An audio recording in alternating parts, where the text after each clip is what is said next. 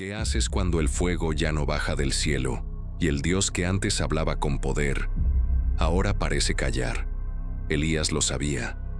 Había visto milagros, había oído truenos, había sentido el poder del cielo, pero también conoció el silencio.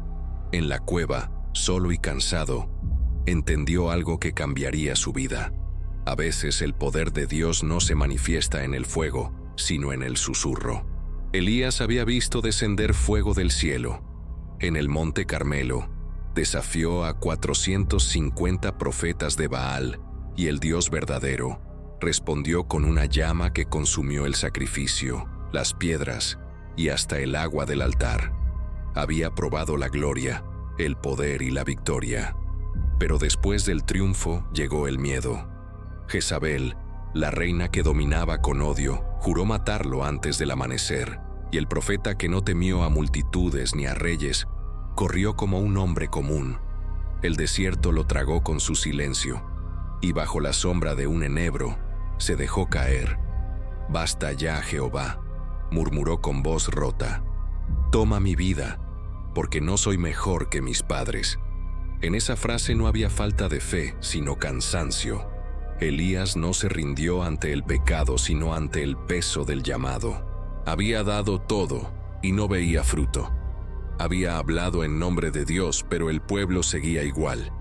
Su alma estaba vacía. Se durmió deseando no despertar, pero Dios no dejó que el sueño fuera final. Un ángel lo tocó y le dijo: «Levántate y come». Frente a él había pan cocido sobre brasas y un cántaro de agua. Elías comió, bebió y volvió a dormirse, pero el ángel regresó otra vez. «Levántate y come, porque largo camino te resta». Elías obedeció. Caminó 40 días y 40 noches hasta llegar al monte Horeb, el mismo lugar donde siglos antes Moisés había visto el fuego.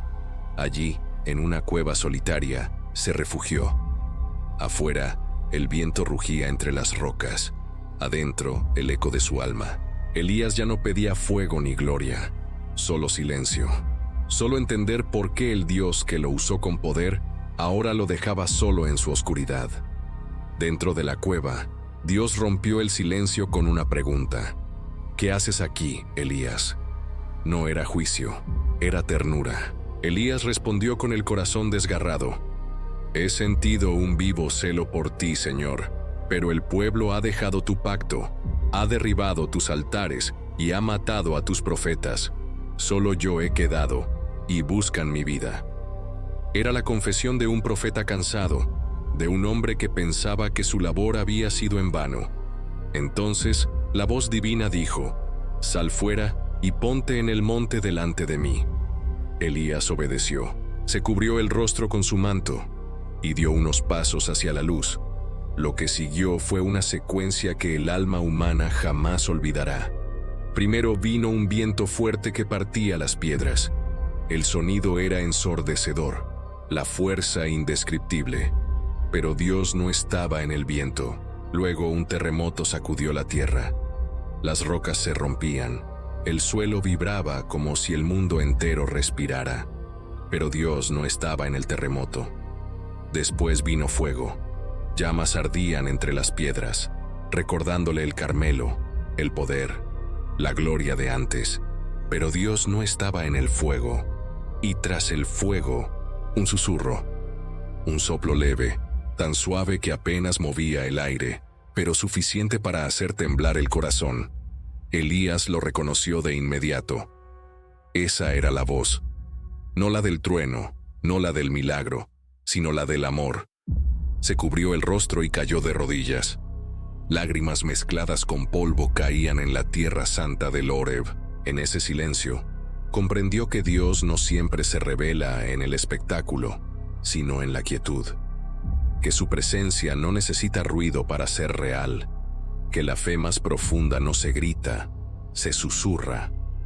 En ese instante, el profeta entendió algo que todos necesitamos aprender. El silencio de Dios no significa ausencia, significa cercanía. Cuando todo parece callar, es porque Él está demasiado cerca como para necesitar palabras. Dios volvió a preguntarle: ¿qué haces aquí, Elías?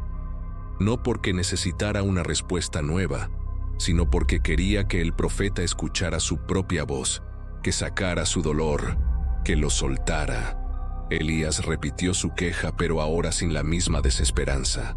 Su tono era diferente, como si el susurro hubiera suavizado su alma. Y Dios habló con paciencia infinita. Regresa por tu camino. Aún tengo trabajo para ti. Aún hay 7,000 en Israel que no han doblado sus rodillas ante Baal. En esa frase había consuelo y propósito. Elías no estaba solo. Nunca lo había estado. El Dios que lo había alimentado en el desierto, que lo sostuvo en el monte, ahora lo restauraba en la cueva. Elías salió. El aire seguía frío. Las rocas seguían quietas, pero dentro de él algo había vuelto a encenderse. No era fuego visible, sino una llama interna. La certeza de que Dios seguía con él. Caminó hacia su destino sabiendo que la voz más poderosa del universo no siempre truena, a veces susurra, que la verdadera fe no depende del ruido, sino de la presencia, y que incluso los profetas más fuertes necesitan momentos de silencio para volver a oír el latido del cielo. Cuando Dios calla, no es porque se ha ido, sino porque está sanando. Cuando la respuesta no llega, quizá ya está trabajando dentro de ti. Elías lo entendió, y su historia se convirtió en testimonio eterno. El fuego del Carmelo muestra el poder de Dios, pero el susurro del Horeb revela su corazón. Así, el profeta que quiso morir aprendió a vivir otra vez, porque la voz que le habló en el silencio sigue hablando hoy, en el alma de cada persona que se atreve a detenerse, respirar y escuchar. Si alguna vez sentiste que Dios guardaba silencio, no te desesperes. Tal vez ese silencio sea su manera de decirte: estoy aquí, escúchame, estoy contigo. Y si esta historia tocó tu alma, compártela. Deja que otros escuchen lo que tú oíste hoy. Que el eco del susurro siga vivo en más corazones. Que el silencio se convierta en encuentro.